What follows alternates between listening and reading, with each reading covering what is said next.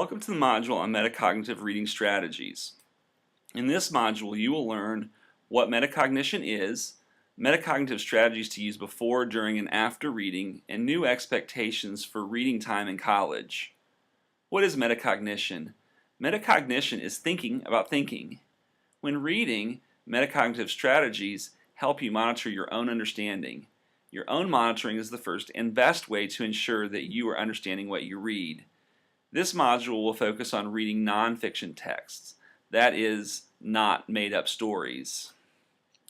So before reading, you need to set a purpose. Do this by asking questions.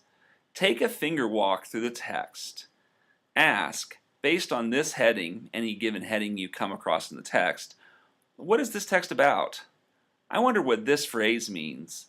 Or how does this picture relate to the topic? You can also use predictions. Predictions can become questions because I can confirm if my predictions were correct. Here are some examples. I think this section will discuss this key concept from history class. I think that the author will argue for or against this idea. During reading, you're probably already familiar with strategies to use while reading. For example, vocabulary. Do I understand this word in this context? Main idea. What is this paragraph about? Summary. Can I explain this section in my own words? Stop after every 2 to 3 paragraphs or after each small section and check your own comprehension.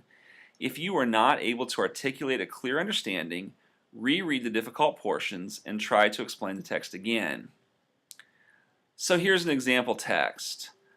I already have a prediction and questions to set purposes for reading. I think I'm going to find out about the presidential election between John Quincy Adams, that's him here, and Andrew Jackson. It took place in 1828. I want to find out who won and how that election compares to elections today.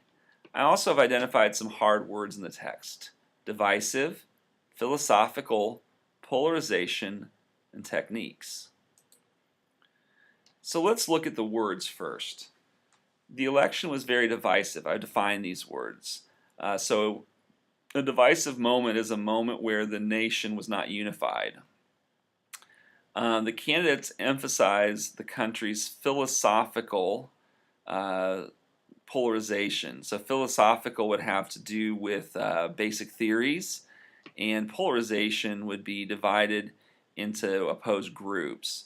So essentially, this is saying that the candidates emphasize the different, the sharply different theories that the nation had on the role of government. Beyond this, dirty political techniques, which means tactics, in this case tricks, were employed by Jackson's campaign. So what's the main idea? It seems to be that this election really divided America. After reading more, I would explain in my words what is happening. Then I would take some notes to record my summary. During reading, still, comprehension is the test of successful reading.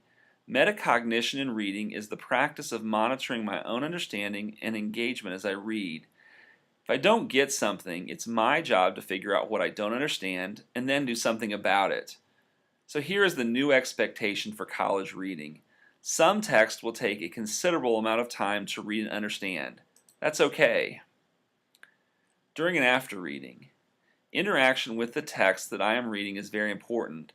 It helps my understanding, but also helps me to relate what I am reading to the knowledge that I already have.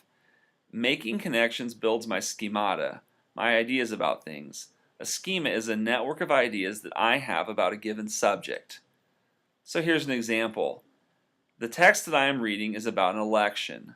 The country was sharply divided or polarized. So I know about the 2016 election. It was divisive. The election of 1828 was a mess. It was very divisive too. Now I'm thinking that maybe there are ways history repeats itself. My reflection about history repeating itself leads me to a new question. What can I learn from the 1828 election that will help me understand what is happening in America today? Here's something interesting. I know that President Trump came to the Hermitage, Jackson's home near Nashville. Trump seems to feel some connection with Jackson. I wonder how the two presidents are alike, and how they differ. So here's an example again. My new questions or predictions lead to new reading purposes. Now I want to find out more about Andrew Jackson. What did he stand for? Why was he so popular? After reading, I have some steps. When I've completed an article or section of text, I want to reflect. Were my questions answered? Do I think differently about something that I did before I read? What new understandings do I have, and what knowledge have I gained? I can also think critically, or I can question the text. Do I trust this author? What are his or her credentials for writing this text? Do I agree or disagree with the author's points? What parts of the argument are left out? Whose views are not represented by this author? Remember, every author has a bias.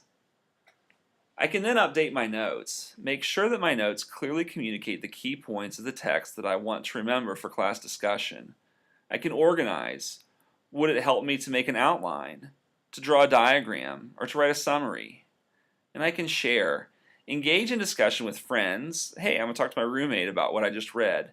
In study groups and in class.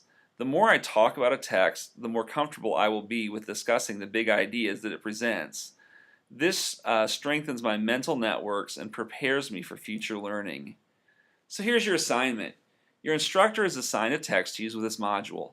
Set a purpose for reading by previewing the text, take your finger walk, and asking questions.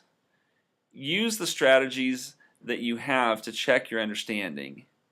Take time to reflect and generate new questions, and organize your notes so that you are ready for a class discussion. And thanks so much for watching.